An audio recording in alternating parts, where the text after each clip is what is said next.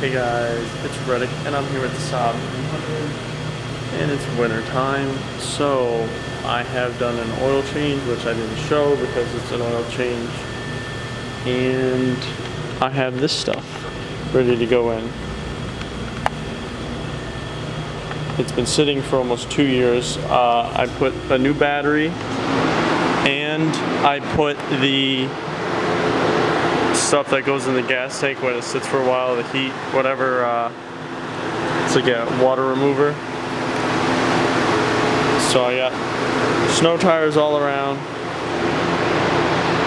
I have a fuel filter, cabin air filter, front brakes, rear brakes. I don't have the pads, so I won't be doing that today. But I also put a new battery and we'll be ready to go. Step one.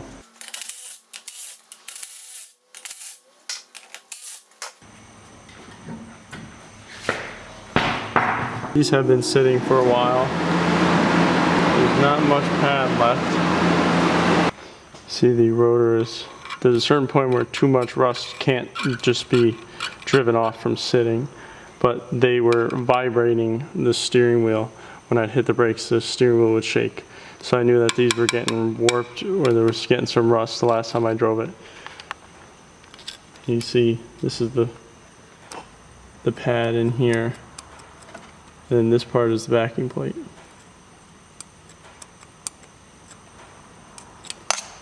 So it's not just the thickness of this whole piece, it's the thickness. And usually the inside is worn down more. Inside pad tends to wear down sooner than the outside pad. But, you know, I could still run these for a while. Like, you could almost go metal to metal, but I wouldn't. Especially because I already know that I was getting a shake from these. Take this clip off.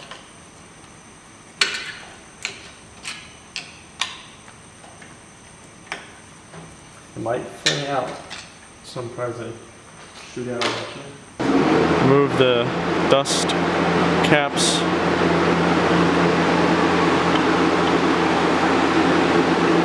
Top and bottom. Oh, looks like this one's missing already. Or is it stuck in there? Somehow it went inside. At the 7 and I grabbed the 9 somehow. See?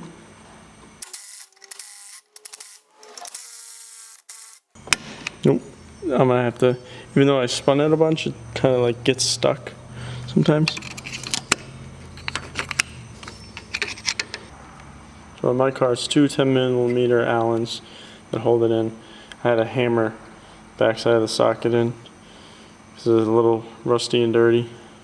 Alright, some cars have a screw holding it down. It doesn't seem as though I have one on this car. So just since you're not going to reuse these, you get hit anywhere.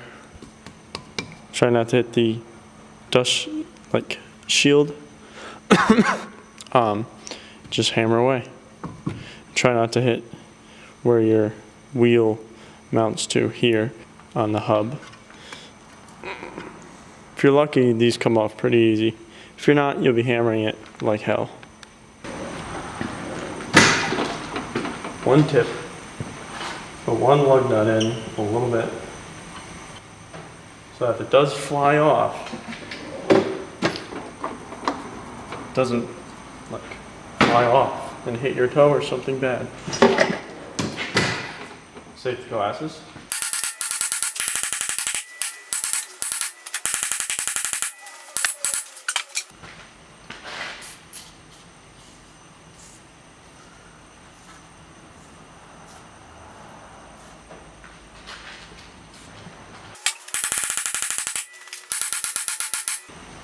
I jinxed myself.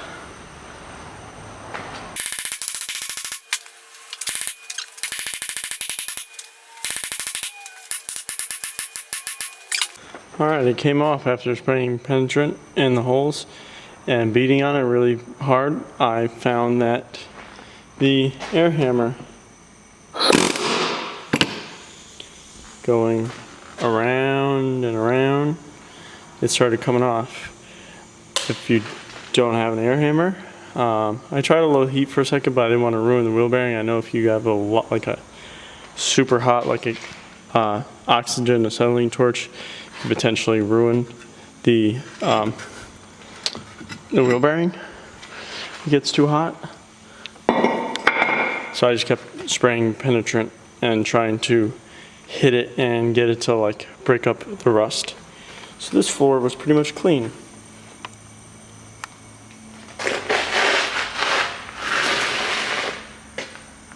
So I got the brake caliper bracket in a vise. You have to clean up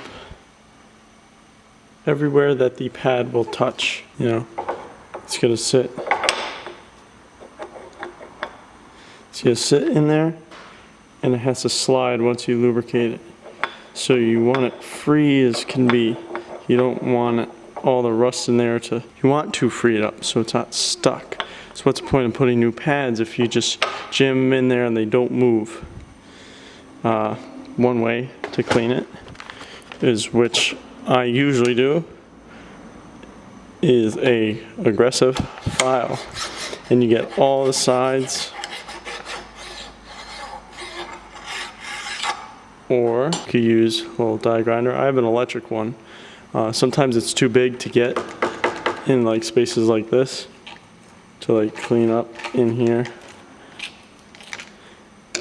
Then you want to spray it all off, maybe with some brake clean, get it clean, dry it up before you put some sort of lube in the slides. Not the slides, in the bracket, so it'll slide. So sometimes there's a whole lot of corrosion or rust in this part, and you can push this in,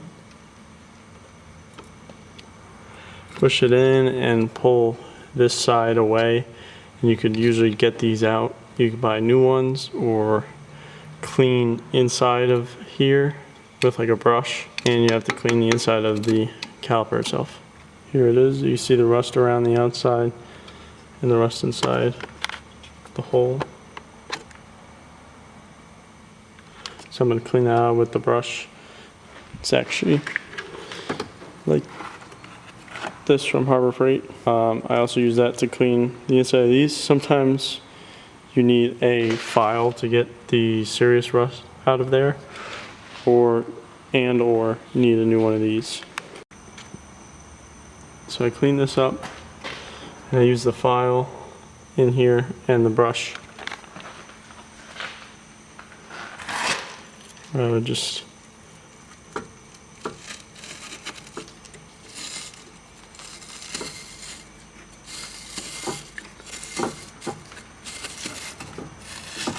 I got never sees, so when I put the new rotor on, it hopefully won't get rusty behind it. You don't want any rust behind the rotor, because it could cause the rotor, when it spins, not to spin straight, and it'll like walk, and that'll give you a pulsing in the brake pedal. I used a old one on this side, and you put some like grease on the pin so it could slide in there easy. I use dielectric grease. I can use the brake stuff that I just put on this high temp grease. In here there's a cap that covers it, so it's doesn't allow dirt to get in and like screw with the pin. This metal bracket, I don't know, it's like a spacer or something, goes like this, the 2 bolts through it, and then this will sit and bolt right. This pad will clip in to the piston on the caliper. The straight pad will sit in there like this. You're going to want to make sure the heat shield isn't hitting the rotor. Also, if you get any of the brake grease on the rotor, clean that off, because you don't want that to burn into the pads. I might have forgotten to say to put this metal clip in. It goes behind the little nub there.